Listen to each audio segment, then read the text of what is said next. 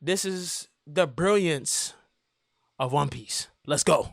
One Piece, a show about pirates, freedom, fun. Bro, and well, let me say for real. Oh, that's gonna come out tonight, right? Yeah, I'm gonna be there. I'm gonna be there for it. 8 p.m. Okay, I'm in North Carolina, so I am Eastern. The craziest thing, I got a sleeper notification. I thought something happened to my team. But on a surface level, One Piece really is just a show about pirates who can't swim. Just about pirates who can't swim. But it is, the iceberg of One Piece is crazy. Joy and fighting. But is this really all there is to it? The #1 selling manga ever. 2 Emmy Awards, best continuing series back to back, and 1,100 plus episodes to show for it. But why? What exactly makes this show stand out above the rest? Well, let me take you on a short journey to show you exactly what makes One Piece, One Piece. Too many? One Piece don't got fillers. That's a common misconception of why the show was so long. The show was long just because the show was long. One Piece don't got no, the fillage percentage is like single digits. I think if not, then it's like 10%. 90% of the show is just straight One Piece.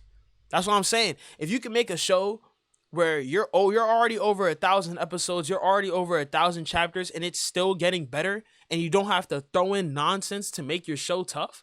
100. Okay, so yeah, that's like 10%. 102 filler episodes and over 1,000 episodes. So it's around 10% filler, right? And you can skip those. It's not like Boruto. One Piece will never have another filler episode again. It's not like Boruto where they'll be dropping something and then it will go on. And what's it called? Like you're watching it live as the filler is coming out, and you're like, bro, I thought it was supposed to be this part of the manga. The main reason why filler exists in the first place is because the anime catches up to the manga because the manga took a break. Yeah, 10% is crazy. Yeah, but like I said, the reason why filler exists is because it catches up to the manga, and what's it called? They want to still drop episodes, but they can't because they have no more source material. That's usually when they drop filler episodes, right? Or they'll randomly throw in a recap episode. I think in the past 500 episodes of One Piece, there's been at least like what, 12 filler. 5%? I mean, yeah, but that's up with Toei Animation. Their pacing's really bad. They could go for non-filler, but like I said, the show is so long, you might as well just you can just skip over the filler. There's multiple websites, and like even Crunchyroll, there's lists out there that just tell you, oh yeah, this is filler, don't watch that. Cool, so next. But it's straight peak, bro. I'm telling you, from beginning to end, show straight peak. You know how they always say all great things take time? Your mind. Well, this is not always true, but a broken clock is still right twice a day. With One Piece having over 1,100 episodes, it calls into question just how good is the pacing. I mean, I can understand the argument. The pacing's trash. That's one thing about One Piece. The pacing is trash, right? But once you realize that the pacing's really bad, once you get further on in the show, you got to 742. What episode? What arc was 742? 742. Is that a whole cake? Is that a whole cake? Hold on. Let me see.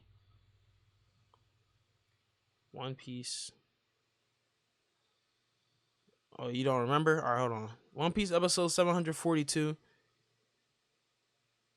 That's Dressrosa. Okay, the pacing in Dressrosa is bad. I'll give you that. Dressrosa pacing is not really that good. And it gets to a point where you just gotta love the characters so much, you just want to see them more. You just want to see more characters. Yeah, Dressrosa, yeah. You just want to see more characters, and you just want to see how the story continues. I'm telling you, get back into it. Watch you like 5 episodes a day, 3 episodes a day, and just go along with it. And you're going to get to that point, you're like, hold on, I want to watch this. Because I had a story. I was watching One Piece one night. I had school the next morning. You know how school wasn't back in high school. You got to wake up 7 a.m. in the morning. I was watching One Piece. I'm like, all right, this is going to be my last episode, so I'm going to go to sleep. Something happened. All right, staying up. I ended up staying up until 6 o'clock. I started watching One Piece around 8 p.m. that night. Just nonstop One Piece because the arc was going stupid. It ain't no 30 minutes, bruh. Ain't no 30 minutes. It's 17 minutes max. 2 or 3. Okay, yeah, 2 or 3 is fine. But I would say definitely think about catching up because I'm caught up to the manga, and we're at a point right now where you're probably going to start getting a lot of spoilers because we're getting very, very close to actually reaching the final war in One Piece, that last arc in One. We're on the final saga already, and we're definitely. I would say there's no more than 4 or 5 arcs left. Yeah, okay, yeah, around 23 minutes. There's no more than 4 or 5 more arcs left in One Piece, and it's getting real dangerous because we're finding out a lot of stuff about the past and the future. Well, not the future. We're finding a lot of stuff about the past, and it's affecting the future. And if the One Piece gets revealed, if you watch a single episode of One Piece, I don't think there's any way for that to get off of your feed. It's gonna be in the news. I'm not gonna spoil nothing. I'm not gonna spoil anything. But it's gonna be in the news. It's gonna be everywhere. This has been going on since 1999, bro. It's older than me. Of not wanting to watch that many episodes if they were filled with nothing but filler and useless fluff. But One Piece's strength lies in its pacing, because that pacing leads to arguably the greatest trait: world building. The very moment you're brought into One Piece, you already feel the world is too large to fathom. There's so much unknown and many mysteries and secrets to discover. It keeps that's also what I feel like that carries One Piece heavy, is just the mysteries alone. You just figuring out like, oh, what could that possibly mean? Or they show you something in one episode and then it shows up 300 episodes later and it ties into that. It's like, yo, how did I not catch that? The mysteries that fall in One Piece really is just a cherry on top of everything, bro. The world building is crazy because you really could throw the One Piece.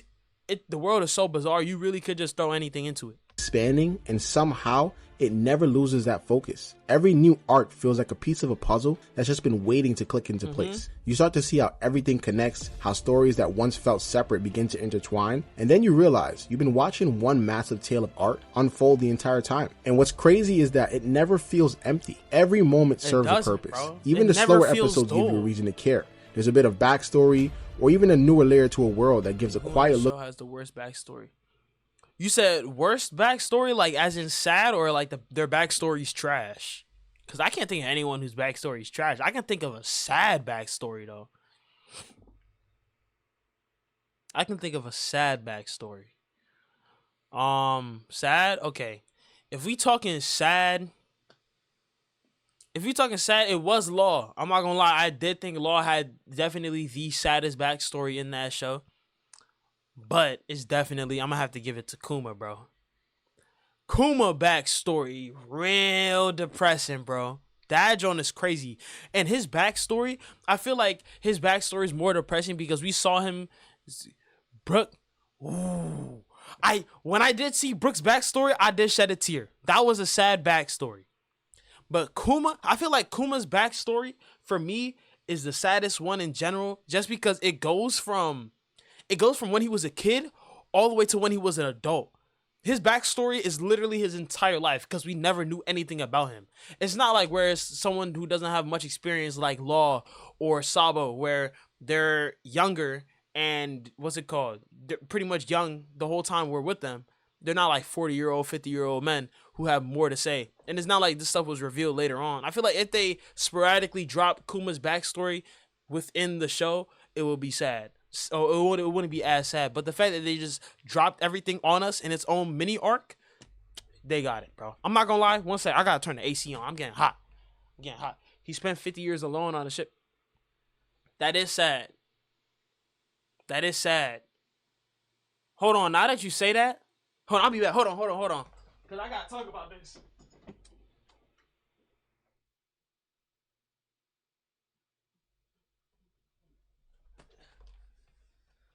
Hold on, close the door. Now that you say that though, I'm not gonna lie. That's on. It's definitely top five. Top five for sure. Top 5 saddest. Because when you think about it, he was with all of his homies. They played that song before they died. He cried when they died. And then he couldn't find his soul. He couldn't find his soul because it was in just shallow, empty darkness, right? Everyone ended up dying. And I don't think, okay, it would be a lot sadder if he saw all of his homies' bodies decompose and deteriorate. But he couldn't find his soul in time to witness that because he found his soul when he was a skeleton. So when he went back in his body, all his homies were skeletons, I would assume too, right? Pretty broken fruit though. But yeah, man, nah. Top 3: Brook, Robin, Kuma, and Brook. Okay, that's fair. I'll give you that. I'll give you that. I would say mine's probably Kuma, Robin, Law.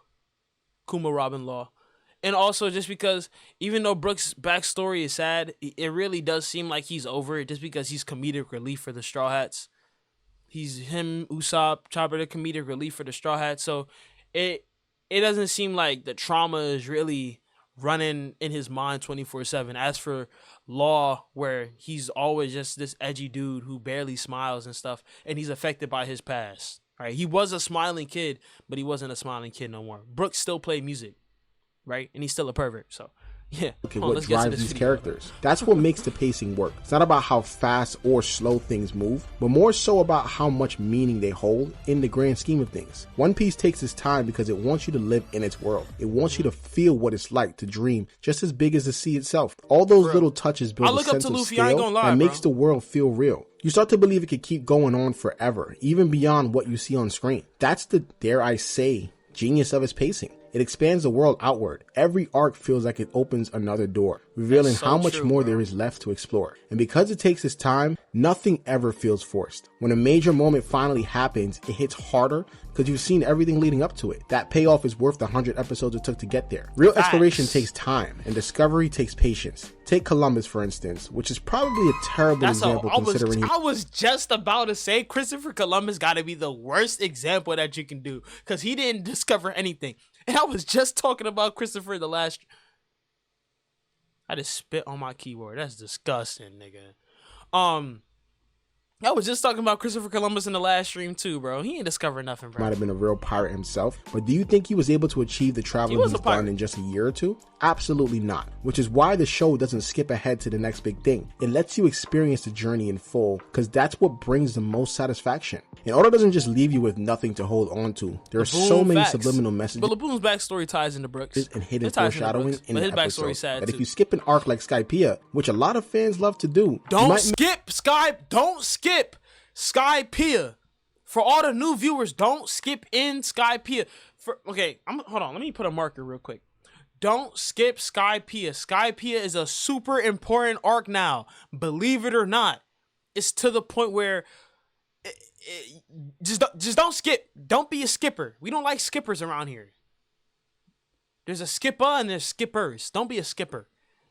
Since he couldn't find his soul, he got stuck in deeply ingrained coping mechanism. And he's pressing true. Okay. Yeah, he does hold on to that promise very tight. And it's kind of cool that Luffy knows Laboon as well as Brook. That's cute. That's cute. I like how they did that. But yeah, Skypiea, there's moments in Skypiea that are becoming very, very important now in the arc that we're in. I'm not going to say what the name of the arc is because that might get spoiled. I mean, no, because I'll spoil it for people who are new viewers to One Piece. But pay attention to that arc. Pay attention to everything. Oda doesn't put anything in his show that doesn't matter. Trust me, he's been doing this for 25 plus years.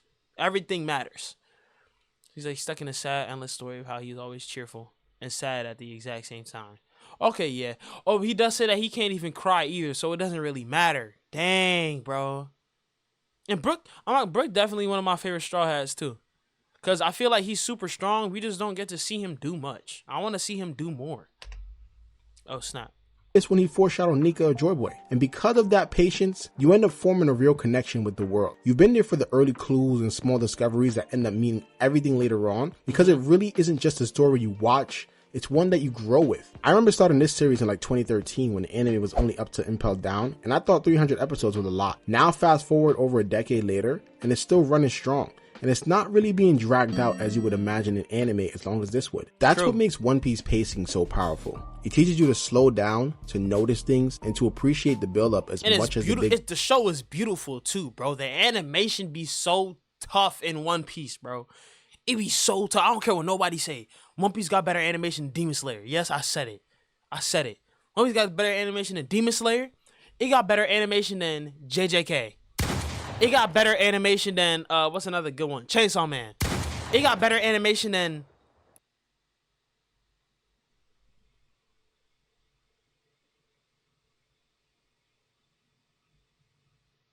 They already said Demon Slayer? Demon Slayer. I can't even think of another one. But animation definitely top 2. And it's not 2. It's 1. Quit playing with me. Moments. And this is ironically the main reason I was able to enjoy shows like Frieren with slow build-up. Because I understood that you can be rewarded with patience. And as great as the world building is, Oda uses other elements that make One Piece a great anime. But first, let's test that patience before the next segment.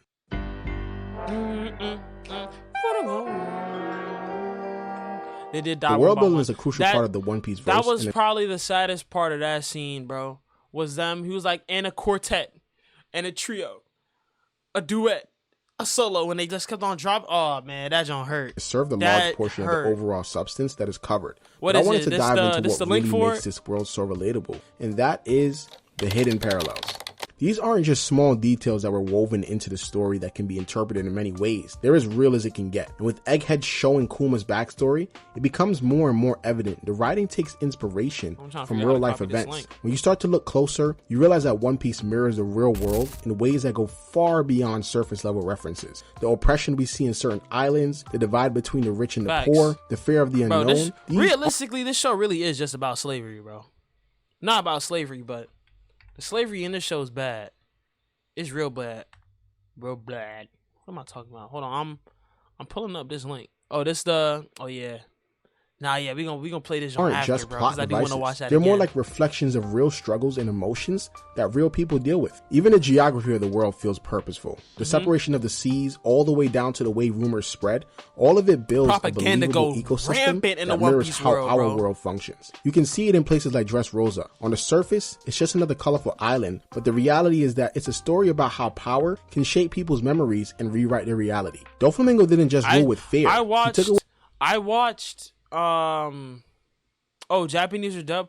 Well, definitely dub. I watched all of One Piece in dubbed until I couldn't watch it in dubbed anymore. Then I watched it in sub because, like, you know, if English is available for me, that's how I'm gonna watch it. I don't mind either or because I can watch a live anime that don't got no English and still enjoy it, right? But for Binks' Brew, I'm not gonna lie, it's definitely dub for me because that's just the first time I heard it. And I can sing along with it. You feel me? People's ability to remember the truth. And that's manipulation on a level that mirrors real world propaganda the and world's so dictatorship. real. It shows how it's easily history can be twisted when only a few hold the power to tell the full story. Then there's Kuma's upbringing. Watching it unfold hits crazy feels because it's uncomfortably human. A man who once fought for freedom ends up stripped of his will and turned into a weapon by the same exact system he tried to resist. You can see the pain of the sacrifice and how someone can give everything for others and still be forgotten. It's one of those moments that reminds you Oda isn't just cooking an adventure story. There's layers of oppressive spectacle deep inside it. But Fishman Island might be the clearest example of that realism. It's a place built on centuries of discrimination and fear, where generations grew up inheriting hate they never asked for. Sound familiar? The tension there isn't just about good versus evil, which creates a complex relationship for both parties. I like how they make all the Celestial Dragons just chop shit, bro. All of them ugly. People can still find hope after everything they've lost. That level of empathy is what makes that world feel so alive. And all of it ties back to the world government. They are not just the background villain. It's a system built on silence. It hides the truth, erases history, and decides who gets to be free and who doesn't. The more you learn about it, the more you understand why Luffy, who's pure of heart, became a pirate, which in our world is almost universally seen as a bad thing. And that leads to the next point being freedom. He wanted freedom. The freedom from it all. He may not be the smartest protagonist out there, but he knows when a system is broken and doesn't stand around and watch it happen. But what I respect and love the most about Luffy's character is that his goal has absolutely no— That's why, bro. That's the main. Why is the Jones say it's unstable? The stream good? Is the stream good?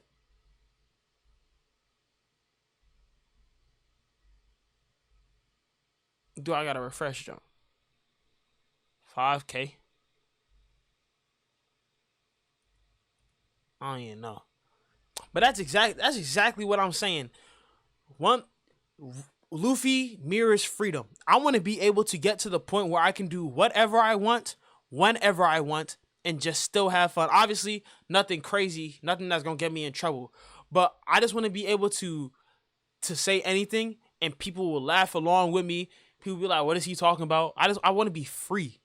who just carefree. That's so lit. The only person I think that's at that level right now is Speed, bro. And guess what Speed favorite anime is? Exactly. Oh, let me hit play. My fault. Nothing to do with taking down the world government and starting a new regime. Sure, he might take down dictators and fight the system whenever they encounter, but he kinda doesn't have a choice. Understanding that the freedom he wants is on the other side of that fight is what drives him the most. I mean, really think about it. When have we seen Luffy go out his way to interfere with the world government? Only times I can think of is when it had something to do with the people he cared about. That's the greatest feat about Luffy. He's just like the common man when it comes to his goal. Not in the traditional sense, but more in the tunnel vision sense. The average Joe today would be against oppression and cruelty, but majority of these people are not going out their way to step in. It's the same way with Luffy. Just like how you're trying to become a millionaire and take care of your family while almost nothing else matters, it's the same way he wants to become Pirate King and take care of his crew. There's something honest about that kind of simplicity. He doesn't overthink or plan 10 steps. What you say? You know how to get the most hype is when the protagonist has someone really close to them die, and they go like an adrenaline rush, anger state, and they start. True. That is a way. That is a way for it to really happen. That don't happen with Goku. That's why the first time we saw Goku go Super Saiyan after what happened to Krillin. I would say spoiler alert, but really, if you haven't seen Dragon Ball Z yet, you're living under a rock, buddy. I can't help you there. But that's exactly why Goku going Super Saiyan 1 for the first time was just a phenomenal moment, and you can just never get that moment out your head. With Luffy though, it's a little bit different. I ain't gonna spoil that one, but it's a little bit different what happened to him. Dude got straight on traumatized, bro. But that really unlocks an inner power in a majority of MCs. Yeah, see, you know ball, bro. Come on now. You said it. I wasn't gonna spoil it, but since you did, might as well. Yeah, same thing with Luffy. After, you know, what happened to Ace, you feel me? He did pass out. He passed out. But that 2-year gap that he had between that training arc, dude came back, said, "You're too slow." He let it be known that he was tough. And he did his thing too. Ahead, he just moves forward with his heart, and somehow that's enough to change the world around him. And that's the brilliance That's of why One Luffy's Piece. just a GOAT, It shows bro. how one person's dream can ripple out and inspire everyone they meet. Luffy's dream doesn't just stay his alone. It becomes something his crew and even strangers start to believe in too. That's how Oda ties the emotional core of the story back into the world building. With every island the crew visits, or every new person they meet, whether good or bad, they become part of that shared dream. And when you look at it that way, the story stops being about pirates and actually, ironically, about the friends you made along the way. And that's what keeps me watching after all these years. I'm not just watching characters chase treasure, I'm watching them build something that reminds you why dreaming big, even when it seems impossible, is still worth it. Which leads to Goku can't beat Luffy, bro. He can beat everybody else, but he ain't beating Luffy though. Luffy's an unbeatable character at this point. If you know, you know. Gear 5 Luffy is not a character that you can just casually beat. But that's one thing about Luffy. Like, he might be the dumbest character in his show. He might be one of the dumbest anime characters of all time. Yo, appreciate the follow. Man. Yeah, he might be one of the dumbest characters of all time, but he has a dream, and he knows for a fact that he's gonna keep on going on with it. Just to be Pirate King. He let everybody know, I'm gonna be Pirate King. You got it from Google? This is an AI overview, bro. We don't trust no AI overview. I'm gonna read what it said, though. Goku would win a fight against Luffy due to the vast difference in power scaling. Okay. Luffy, okay. Goku is able to destroy a planet that Luffy is on. Yeah. But you put Luffy and Goku in the same arena, right?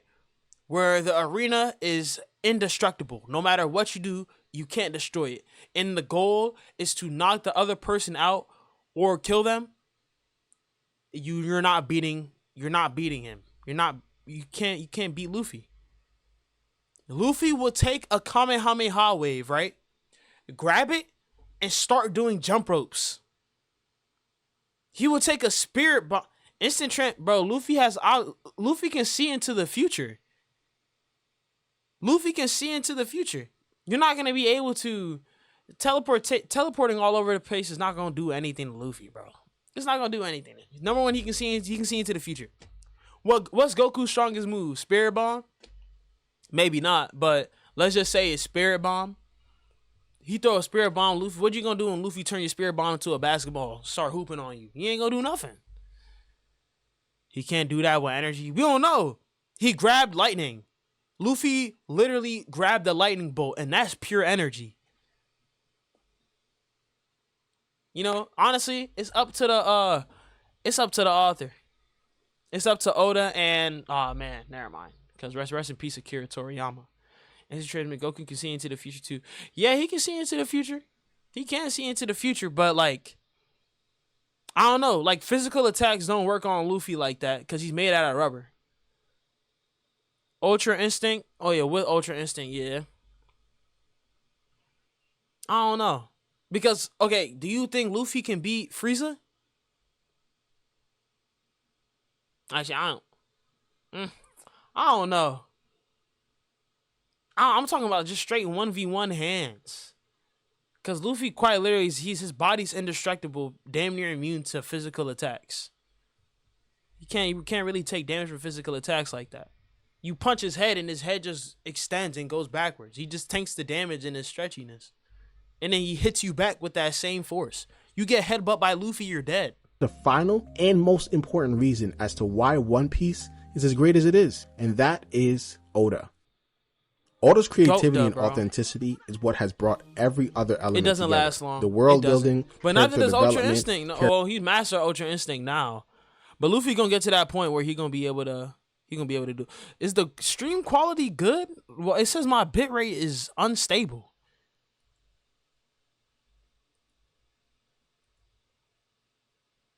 And I'm scared this junk just not working. Definitely gonna turn the quality up though. For sure. My mama calling me.